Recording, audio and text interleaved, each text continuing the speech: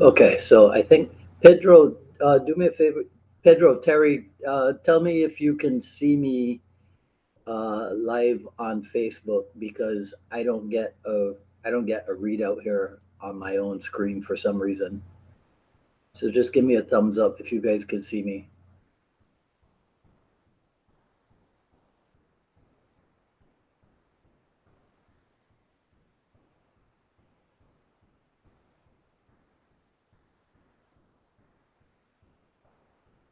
Okay, cool. All right, thanks.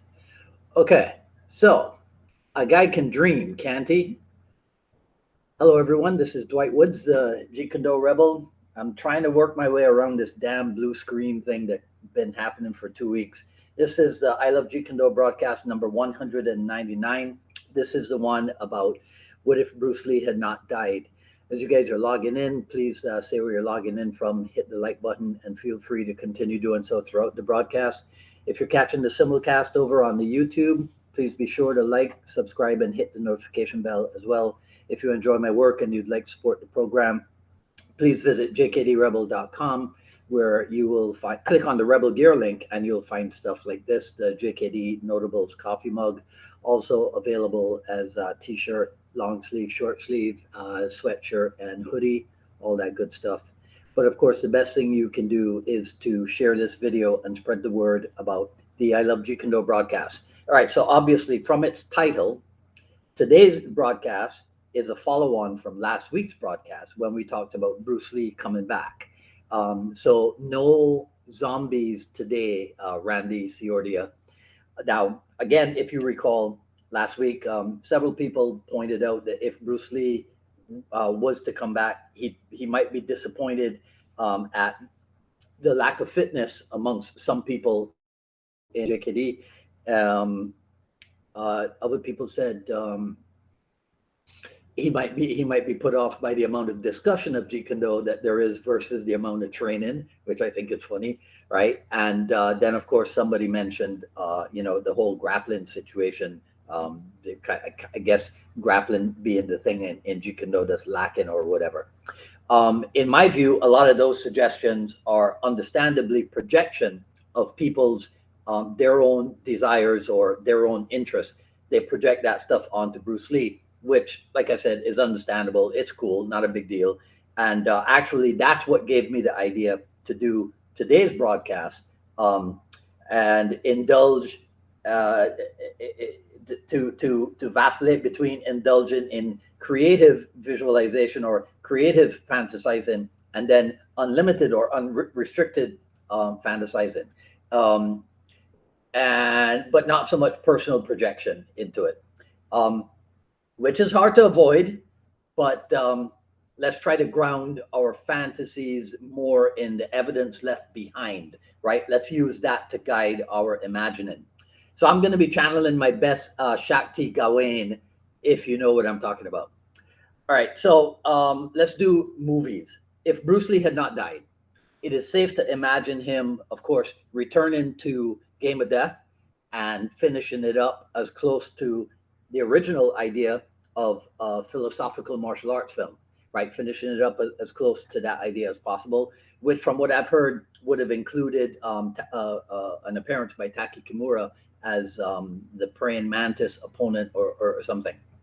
Um, Again, if you're in case you're unaware, and I don't think many people on this page would be, but somebody might see this and not know, the plot of the Game of Death essentially was there was a 5-story pagoda, and each level of each story is guarded by a martial arts master, and the Bruce Lee character and two of his colleagues, they attempt to ascend the 5 stories of the pagoda.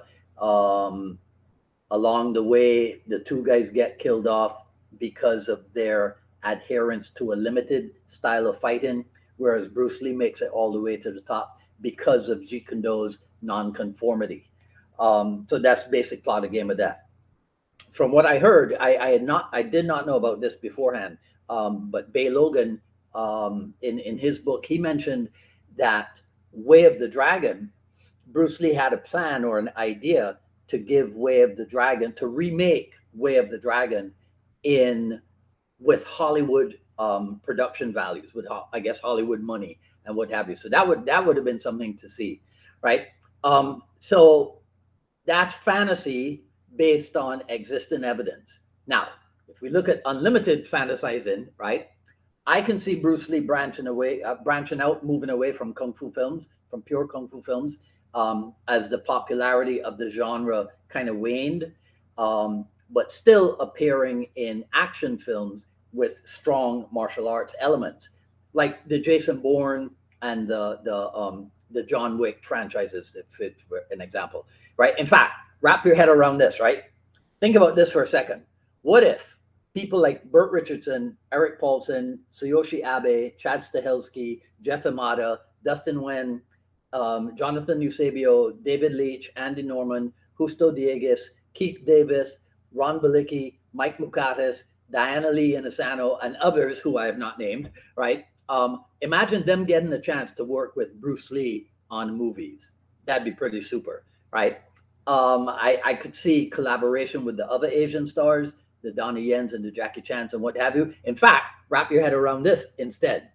Now, no disrespect to Chris Tucker. He's a funny guy. But imagine Bruce Lee and Jackie Chan teaming up for something like Rush Hour instead of Jackie Chan and Chris Tucker, right? Yeah, I'm just saying. And then, of course, Bruce Lee would have to do cameo appearances in The Fast and the Furious. Right? He continues to write, produce, and direct, of course, right? And maybe even ultimately crossing over into TV, into the small screen, a la Chuck Norris, right? With an updated version of The Warrior, right? Okay, so that's movies. All right, so normal life. A Bruce Lee who lived past 1973 would probably have continued to make copious notes on anything that was of interest to him. I suspect, though, he probably would not have been interested in the printed form, any printed form of a Jeet Kune Do how-to publication. I can see him as a Hollywood celebrity doing speaking engagements, kind of like Benedict Cumberbatch and Idris Elba are well known for doing. But I also think then, unrestricted fantasizing, when videotape comes along, Bruce Lee does do a Jeet Kune Do how-to book, but the book is part of the entire package of video also. Kind of like Burt Richardson does with like BJJ for the Streets. There's the book, but then there's the video as well. I could see. I think that Bruce Lee would do something like that because video, it keeps it alive, right? Whereas the book is kind of as soon as it's printed, it's kind of like dead. I don't know. That's just my thought, right? So then to wrap this up, what might have happened in Jeet Kune Do if Bruce Lee had not died? We don't have much evidence more than what he did do when he was alive, which was to sort of de-emphasize and diminish the importance of Jeet Kune Do to the world. Closing schools and relegating the study and the practice of Jeet Kune Do to that of a closed door environment, right? In fact, I've said this before. In 1970, when Bruce Lee left the States for Hong Kong, Jeet Kune Do on the West Coast did this. Conversely, his good friend and associate, Grandmaster Jun Rhee, the late Jun Rhee, on the East Coast, Taekwondo did this and blew up, right? I think that with a solid film career in hand, who knows what Bruce Lee might have done. He could have changed his mind about the direction in which to take Jeet Kune Do, since he would be around to control it, to control its dissemination. And he wouldn't have to worry about the commercialization aspect because, well, he wouldn't necessarily be making his primary income from Jeet Kune Do.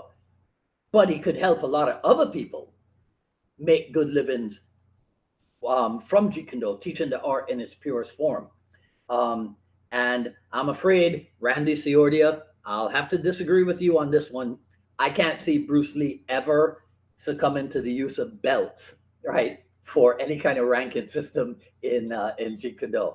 Okay, now this is where I lose some people, because no matter how much you show the absolute open-mindedness of Bruce Lee when it comes to martial art, when it comes to Bruce Lee's approach to martial arts. We will always have those who are adamant that JKD is exclusively JKD and nothing else. Now, my evidence for my belief is in Bruce Lee's words, like when in Liberate Yourself from Classical Karate. He says, on the contrary, I hope to free my comrades from bondage to styles, patterns, and doctrines. He also says, therefore, any attempt to define JKD in terms of a distinct style, be it Kung Fu, Karate, street fighting, or Bruce Lee's martial art, is to completely miss its meaning. Its teaching simply cannot be confined within a system. Okay? So, of course, I'd be remiss if I didn't talk about the grappling thing. I don't see Bruce Lee becoming a day-to-day student of Brazilian Jiu-Jitsu, of the Gracies or the Machados, the way that Ed O'Neill, you remember Ed O'Neill from TV, Joe Rogan, right? Or even my Sifu Dan and Asano, the way that they became regular students. I'm sure there'd be some kind of collaboration, but I don't think it would be of that nature, instructor-student thing, right? I'll give you this to think about in closing. Bruce Lee's JKD, with increased attention to grappling, may have developed and evolved along the lines of what we have today in Satoru Sayama's Shootwrestling. Because if you look at Shudo, it covers all the empty hand combat skills to a much, much higher degree than Brazilian Jiu-Jitsu does. But it's got all of the lock-in, right? All of the grappling that BJJ has, right? So that's just something to consider. Last thing, just like he did at the tournament of his day, Bruce Lee was in attendance. I think Bruce Lee would be in attendance at UFC events. I think Bruce Lee would be in attendance at boxing stuff in Las Vegas and that kind of thing, right? All right, so had he lived on, November 27th this year, Bruce Lee would turn 81. I can tell you one thing that I would hope is that because he was still around, there had not been all this endless discussion and debate about who's doing it right and who's doing it wrong. All right, okay, all right, so that's it. You guys let me know what you think. In the comments below, right? And that's all I'll say for this video. If you like what you heard, please comment, rate, subscribe, and hit the notification bell. Follow me on Twitter at Dwight Woods and on Instagram at Dwight D. Woods. Coming up tomorrow, October 29th, 6 p.m., Jeet Kune Do Dialogues landmark episode number 200, open Q&A with me, right? So email me your questions at jkdrebel@gmail.com or anything that you want to discuss. Or if you show up live tomorrow at 6 p.m., I'll scroll through the comments and see if there's anything worth discussing.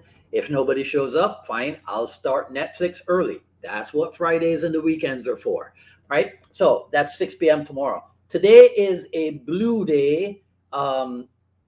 Yes, which is probably why the blue screen went on. And I am rocking the official recently concluded Chicago Jeet Kune Do Summit.